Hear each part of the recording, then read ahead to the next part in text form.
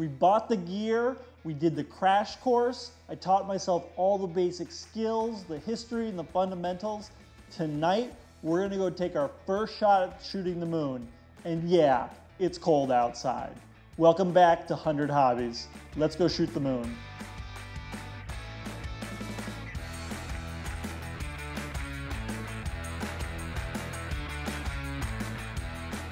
All right, let's assemble the telescope. This, we're gonna call the telescope. This is the tripod. This is the viewfinder.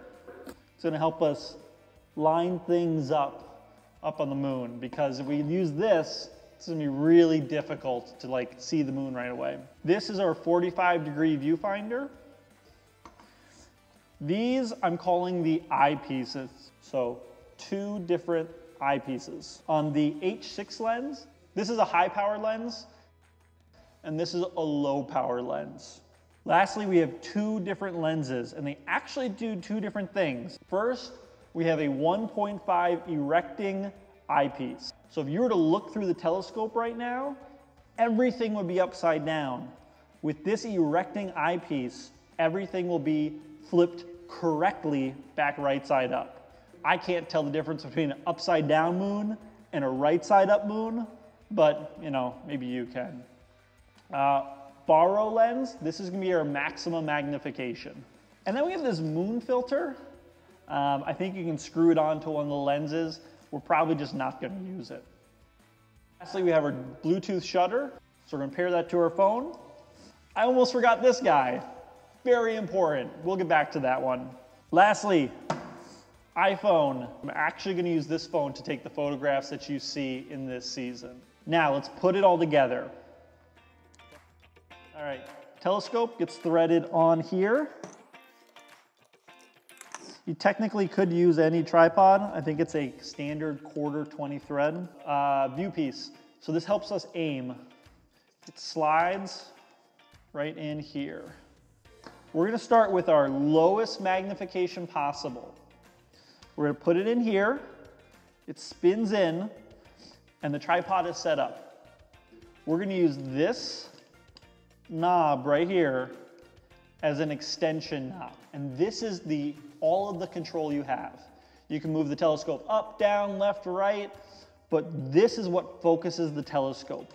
These lenses, all of this in my hand does not focus the telescope. This is just different powers of binoculars. What we need to do though is we need to set this up. This is the smartphone adapter.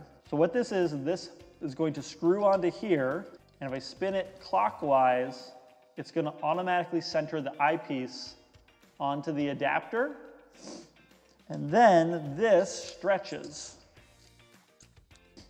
So it's gonna look like this. All right, this Bluetooth adapter, turn it on, and you can see it's blinking. We're gonna go into our smartphone. It's gonna pop up under our Bluetooth settings. If you have an iPhone, just go to your Bluetooth settings. If you're on Android, go to your Bluetooth settings, and we're gonna pair it, and then it should work just fine. So let's go take a photograph of the moon with this setup. So we got our telescope. It's really cold outside. So let's take our first shot of the moon, and then we'll do 2 more shots with 2 different types of lenses to see how they turn out. So that's what the moon looks like. We can do better than that.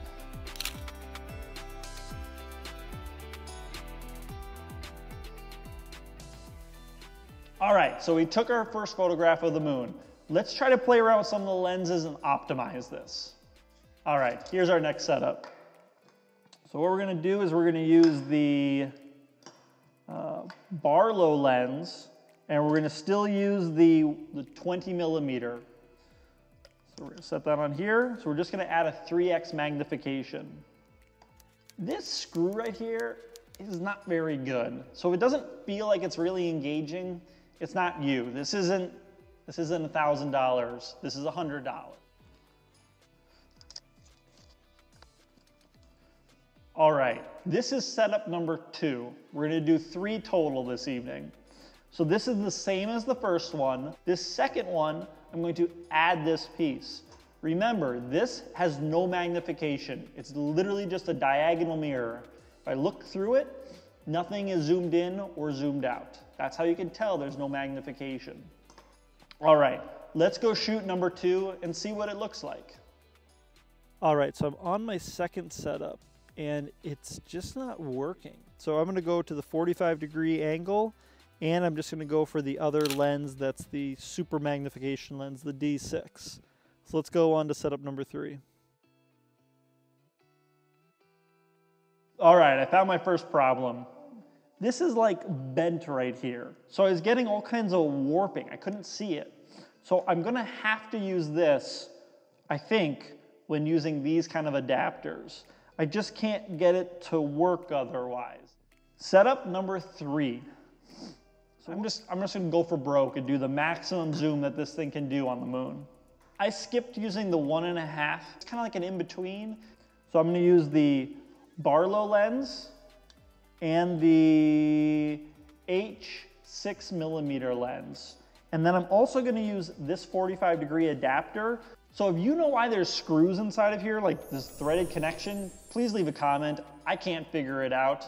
So getting back to the third setup, we're putting the pieces together, so this just screws onto here. And I am using the 45-degree this time because I don't want it to bend. So let's go shoot the moon a third time and see what happens. All right, so I'm lining up my third shot, and it's almost impossible with the smartphone attached to get the moon in sight. So I'm looking through the moon with no eyepiece, just kind of going through the lens, and then I'm going to attach the smartphone lens on there and hopefully I can see it.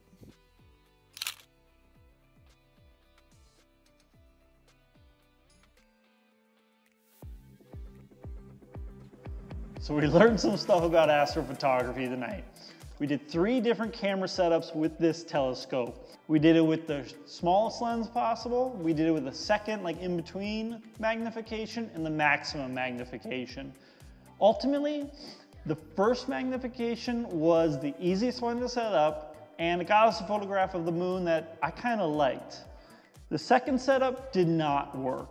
Third one, I couldn't get a photograph of the moon. It was all angled and just didn't work.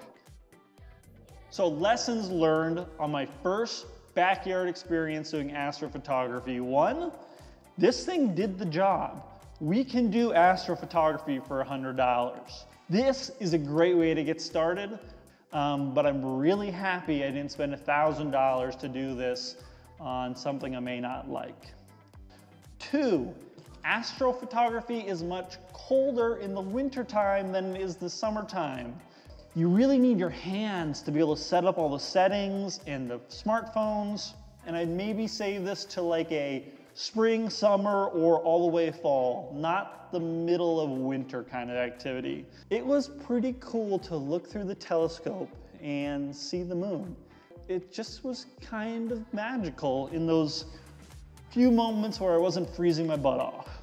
I can successfully say that I did astrophotography tonight, and you can too. Stick around for the next episode.